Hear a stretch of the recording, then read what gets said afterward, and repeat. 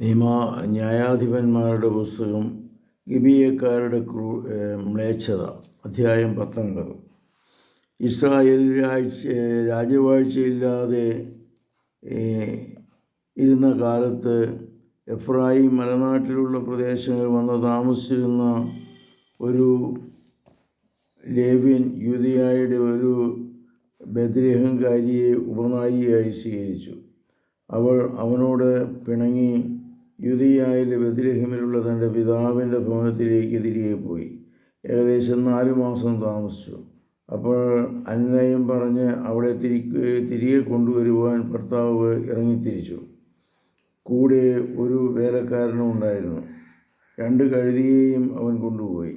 അവൻ അവളുടെ പിതാവിൻ്റെ ഭവനത്തിലെത്തി. യുവതിയുടെ പിതാവ് അവനെ സന്തോഷത്തോടെ സ്വീകരിച്ചു.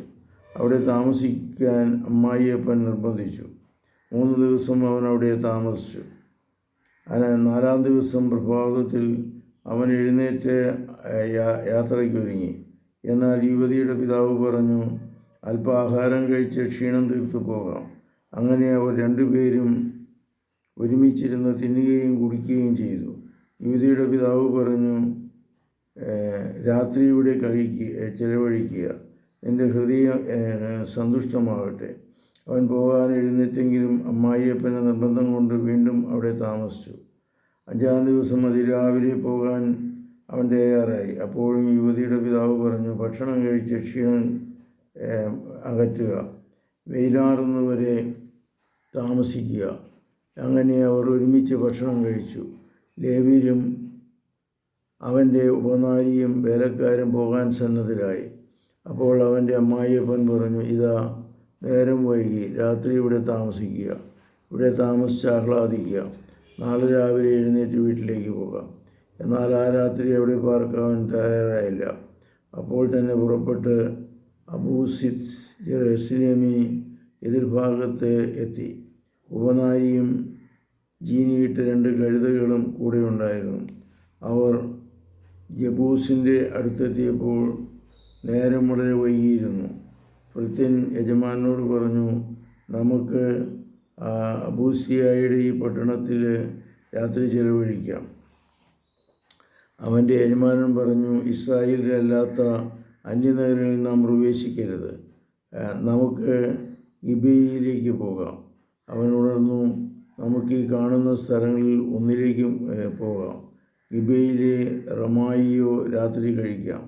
അവർ യാത്ര പുറപ്പെട്ട് ബെഞ്ചമിൻ ഗോത്രക്കാരുടെ പട്ടണമായ ഗിബെയയിലെത്തിയപ്പോൾ സൂര്യൻ അസ്തമിച്ചു. അവൻ ഗിബെയയിൽ രാത്രി ചെലവഴിക്കാൻ ചെന്നു. അവൻ നഗരത്തിൽ തുറസായ സ്ഥലത്തിരുന്നു, കാരണം ഒരു മനുഷ്യനും രാത്രി കഴിക്കുന്നതിന് അവനെ സ്വാഗതം ചെയ്തില്ല. അപ്പോൾ ഇതാ ഒരു വൃദ്ധൻ വയലിലെ വേല കഴിഞ്ഞ് മടങ്ങി വരുന്നു. അവൻ ഇബ്രാഹിം മലദേശക്കാരനും ഗിബെയയിൽ താമസിക്കുന്നവനുമായിരുന്നു. സ്ഥലവാസിയായിട്ട് ബെഞ്ചമിൻ ഗോത്രക്കാർ ആയിരുന്നു. അവൻ കണ്ണുയർത്തി നോക്കിയപ്പോൾ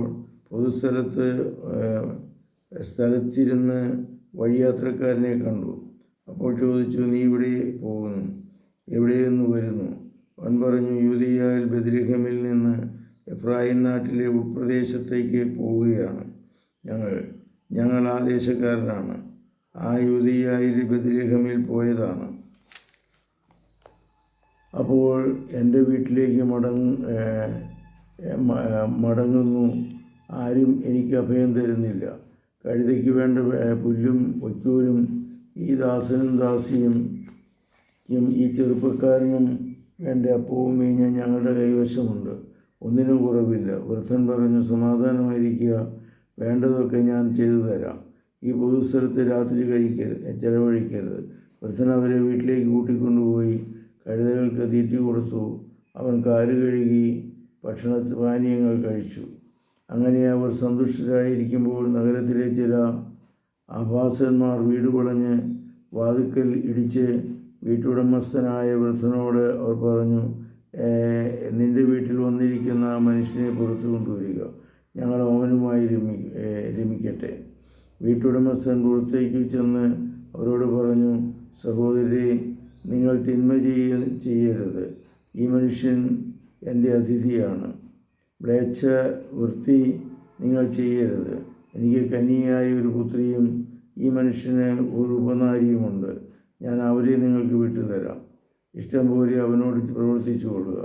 എന്നാൽ ഈ മനുഷ്യനോട് നികൃഷ്ടത കാണിക്കരുത്. എന്നാൽ അവൻ വൃദ്ധൻ്റെ വാക്ക് കേട്ടില്ല. ലേവ്യർ തൻ്റെ ഉപനാരിയെ അവർക്ക് വിട്ടുകൊടുത്തു. അവരവളെ മാനഭംഗപ്പെടുത്തി. പ്രഭാതം വരെ അവളുമായി രമിച്ചു. പ്രഭാതമായപ്പോഴേക്ക് അവൻ അവളെ വിട്ടയച്ചു. ആ സ്ത്രീ വന്ന് തൻ്റെ നാഥൻ കിടന്നിരുന്ന വീടിൻ്റെ വാതിൽക്കൽ തളർന്നു വീണു. വെളിച്ചം പരക്കുന്നവരെ അവൾ അവിടെ കിടന്നു. അവൻ രാവിലെ എഴുന്നേറ്റ് വാതിൽ തുറന്ന് യാത്ര തുടരാൻ പുറത്തേക്കിറങ്ങി. അപ്പോൾ ഉപനാരി കൈകൾ കട്ടിലപ്പടിമേൽ വെച്ച് അതിൽക്കൽ കിടക്കുന്നതായി കണ്ടു. അവൻ അവളോട് പറഞ്ഞു, എഴുന്നേൽക്കൂ, നമുക്ക് പോകാം. പക്ഷെ ഒരു മറുപടിയും ഉണ്ടായില്ല. അവൻ അവളെ എടുത്ത് കഴുതപ്പുറത്ത് സ്വന്തം വീട്ടിലേക്ക് പോയി. വീട്ടിലെത്തിയ ഉടനെ അവൻ ഒരു കത്തിയെടുത്ത് തൻ്റെ ഉപനാരിയുടെ അവയവങ്ങൾ ഛേദിച്ച് 12 കഷണങ്ങളായി ഇസ്രായേലിൽ എല്ലായിടത്തേക്കും കൊടുത്തയച്ചു. ഇത് കണ്ടവരെല്ലാം പറഞ്ഞു, ഇസ്രായേൽ ഈജിപ്തിൽ നിന്ന് വന്ന ശേഷം ഇന്നുവരെ ഇപ്രകാരം ഒന്നും സംഭവിക്കുകയോ കാണുകയോ ചെയ്തിട്ടില്ല. ഇതേപ്പറ്റി ആലോചിച്ച് തീരുമാനമെടുക്കുകയും. ഇത്രയുമാണ് ഈ വീഡിയോയിലുള്ളത്.